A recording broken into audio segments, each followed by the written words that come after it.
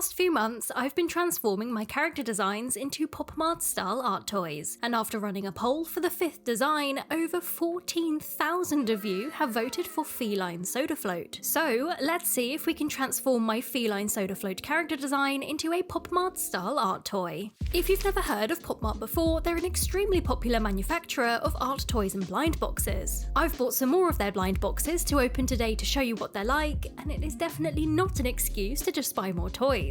Let's start with this Skull Panda The Paradox box. Now, I will admit, Skull Panda is not my favourite character from POPMART, but I am still pretty interested to see what these ones are like. Okay, I got Being a Butterfly. Wow, this is a very pretty figure. The level of detail that POPMART puts into their blind box toys is crazy. Anyway, I'll be opening the second box later on, but for now, it's time to design my very own Feline Soda Float POPMART style art toy. Jumping into Procreate, I'm starting things off by sketching up a basic pose. I'm expecting this character's head to be very heavy, so choosing a sturdy enough pose is very important. Stretching out her legs and placing both of her hands behind her should create enough surface touch points to prevent her from toppling over. Now, after adding some of Feline Soda Float's main details like the ice cream cat and face, we can work out her outfit. For some reason, designing this outfit was extremely tricky. The only thing I knew for certain was that I wanted to incorporate stripes to match her blue drinking straw. But we got there in the end, and after a lot of back and forth, I finally settled on a sleeveless dress and red shoes. Not only does the yellow and white striped pattern tie in various colours from my original design, but the red collar and shoes complements the cherry very nicely. Okay, I am really happy with this design, so let's jump into Nomad Sculpt on my iPad and turn it into a 3D model. Just like my previous POPMART style art toys, I'm reusing the same base head as before and forming the body from a sphere. I want my POPMART style art toys to look like they're all from the same set, so reusing this head for each new toy guarantees an extra bit of continuity. Now, after forming the limbs and the skirt out of cylinders, creating the hands and shoes from spheres, trimming down the underside of the body and forming the cup-shaped head from another cylinder, we can begin to draw on the details. This is my favourite part of 3D modelling, as not only does it bring the design to life, but smoothing down the extruded areas is extremely satisfying.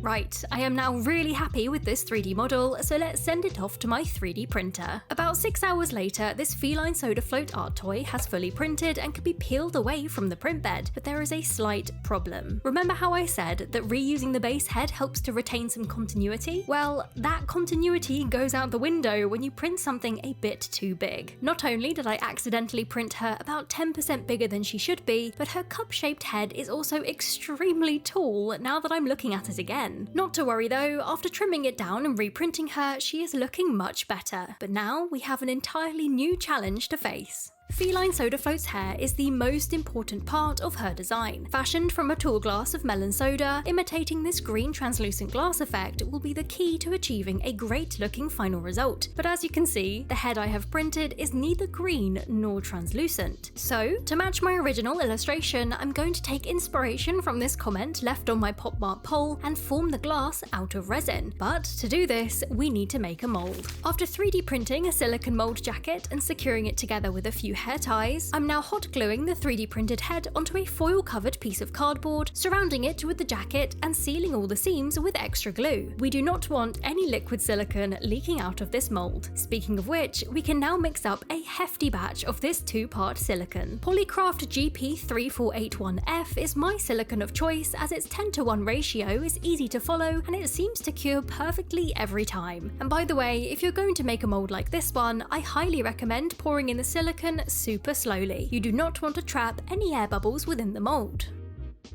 24 hours later, my mould has fully cured, so let's disassemble the jacket and remove the 3D printed head. It's definitely not the prettiest mould you will see, but I'm sure it will get the job done. Also, if you're wondering why I've chosen to make the head mould mostly open like this, it's so I can easily cast the drinking straw within the resin. This method should make the straw visible from any angle, like you're looking into a real glass of soda. But before we can create the resin cast, we need to make the straw, which I'm going to do now using some wooden dowels. All we need need to do is measure the straw's length, trim both sections to size, and attach them at an angle using superglue. Then, after using a blob of hot glue to round out the straw's bend, we can paint the entire thing blue and add the stripes.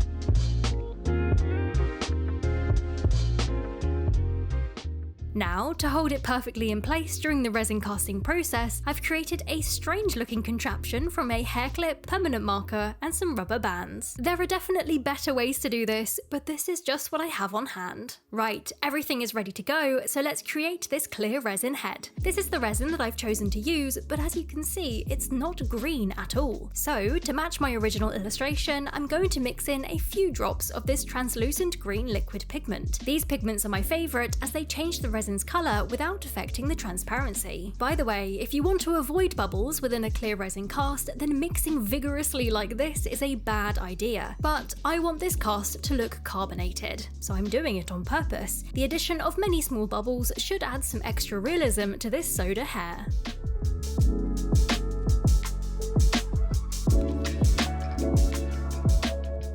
24 hours later, this resin head has finally cured and can be carefully removed from the mould. There are a few minor mistakes, such as the length of the straw and some bubbles on the face, but after fixing those up and coating the face with a thin layer of white, she is looking so much better. Let's start painting. Starting off with the skin tone, I'm airbrushing both the body and the face using model war paints in the shade Ruby Skin. And I didn't film it, but I also took the time to mask off Feline Soda Float's translucent green hair before airbrushing. There is no way I'm going to risk painting this by accident.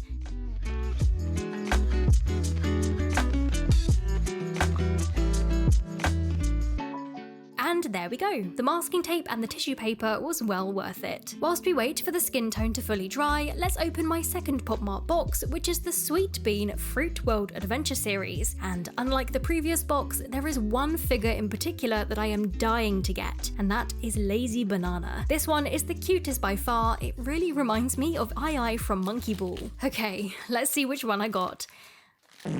Wow. Okay, we got Peach Princess, which is quite possibly the ugliest one in the entire series. Someone actually said on one of my previous videos that revealing what you want out loud practically guarantees that you're not going to get it, and I think they're right. Do I risk buying another box? I'll leave it up to you guys. If you think I should get another box to try and get the Lazy Banana, hit subscribe. Okay, let's move on from this disappointment and start painting Feline Soda Float's outfit. After using some white model paint to layer a base coat onto the dress, I'm using a yellow pencil to map out the stripes. These can then be filled in with a smaller paintbrush. Now, let's go in with some red model paint to fill in the shoes and the collar of the dress. Taking the time to design this outfit was seriously worth it. It's very simple, but it works so well. Right, now that her body has been fully painted, let's move on to her head and her face. As usual, I'm filling in the whites of her eyes using white acrylic paint mixed with slow dry fluid. Then, after painting her irises light blue, I'm using some black paint and a super small brush to fill in her eyelashes. This is always the most nerve-wracking part.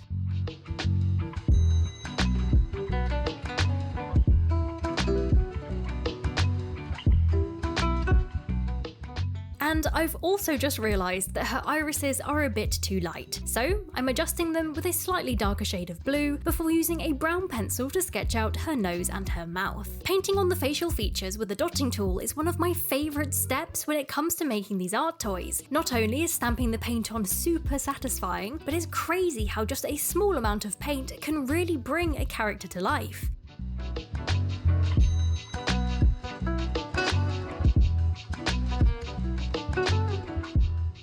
And there we have it. Feline Soda Float is looking a lot more like my original sketch, but we are not done just yet, as there are still some super sweet details that we need to make. First up, to make the ice cream cat, I'm going to use polymer clay. After rolling out some tin foil to bulk out the centre of this scoop, I'm coating it in a relatively thin layer of clay. Then we can roll out a long sausage shape, stick it to the bottom of the scoop, and smooth the two pieces together using a dotting tool. Now, this scoop of ice cream looks great already, but to turn it into a cat, we need to add some tiny ears and a paw. Okay, this shape is looking pretty good, so let's quickly form the cherry from some more polymer clay and bake these soda float toppings for 15 minutes. Now that everything has fully hardened, we can use a strand of 3D printer filament and a blob of hot glue to form the cherry stem and gloss everything with a layer of UV resin. I used this cherry making method in my previous cake-themed sculpture video, and I just love how realistic it makes them look. Now, let's use a brown pencil to mark out the ice cream cat's face and use a dotting tool to paint it on.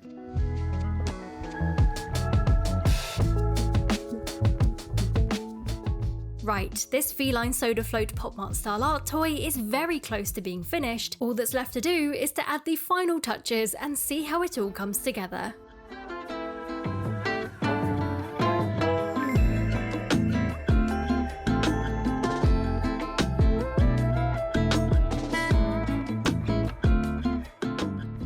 Here she is. Out of all of my POPMART style art toys, Feline Soda Float is now my favourite. Although it was more of a challenge compared to the others, creating the soda hair from green resin has elevated the overall design significantly. Plus, her overall colour scheme and outfit is super cute. I love her so much. Also, I would love to know what you think of this design. Is there anything you would change or add? Let me know in the comments below. Okay, thank you so much for watching until the end. As I'm recording this voiceover, my 100,000 subscriber goal is creeping up extremely fast. So, if you enjoy my content and you would like to help me reach that goal, I'll be forever grateful. Right, I will see you in the next video.